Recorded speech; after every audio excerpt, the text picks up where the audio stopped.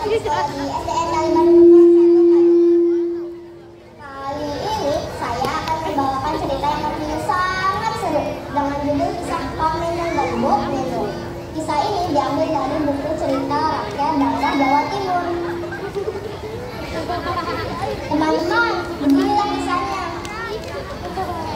Di sebuah desa hiduplah sepasang suami istri yang sangat miskin.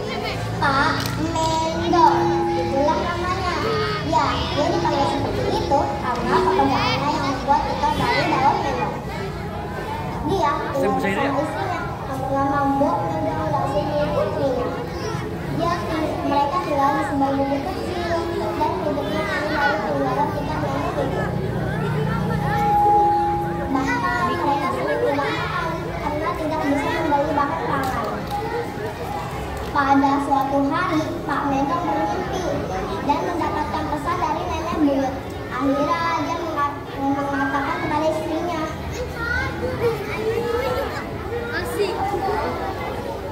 Bu Nih, semalam Bapak bermimpi bertemu dengan nenek buyut. Dia berpesan kalau Bapak harus mengundang Pak miskin untuk kenduri, tapi harus menyembelih lembu.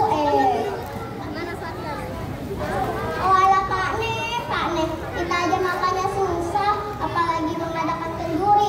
Uang dari mana toh, Pak? Bagaimana kalau rumah ini kita jual saja? Laku berapa toh, Pane? Siapa juga yang membeli bubuk sekecil ini? Mereka pun berpikir keras. Tiba-tiba mereka menemukan ide. Mereka akan meminjam uang kepada orang kaya di desa dan memberi sumi sebagai jaminan sementara. Saat mereka mendapatkan uang, mereka mulai membeli beras, sapi, kuali, dan lain-lainnya. Setelah semuanya sudah siap, maka fakir miskin diundang untuk kenduri. Yang kaya nggak tahu Pak Menong dan Bu Menong bisa melakukan kenduri seperti ini. Ayah, masakan Pak Menong juga enak. Hidangan pun habis tak tersisa. Setelah kenduri selesai, Pak Menong dan Bu Menong pun duduk termenung.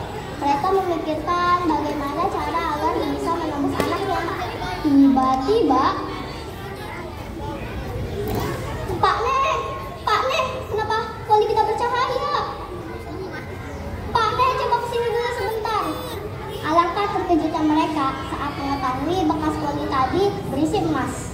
Dan kemudian emas tersebut digunakan untuk menebus anaknya. Tak lama berita tentang kekayaan Pak Menong pun tersebar luas ke seluruh desa.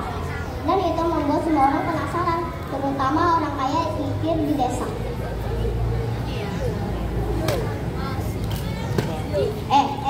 Pak Menong, bagaimana Bapak bisa kaya raya seperti ini?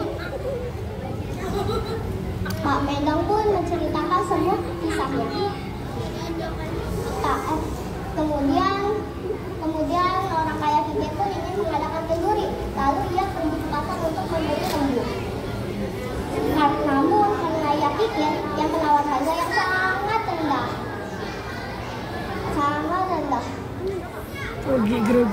Dia pulang dengan tangan kosong. Akhirnya dia memutuskan akan menyembelih anjing dan dagingnya akan dijadikan lauk di kenduri nanti. Saat kenduri akan dimulai, tak disangka anjing yang sudah menjadi lauk pauk tadi hidup kembali dan menggigit orang kaya kikir.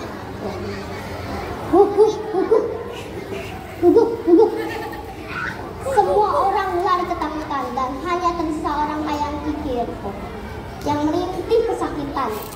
Itulah akhir ceritanya. Ayo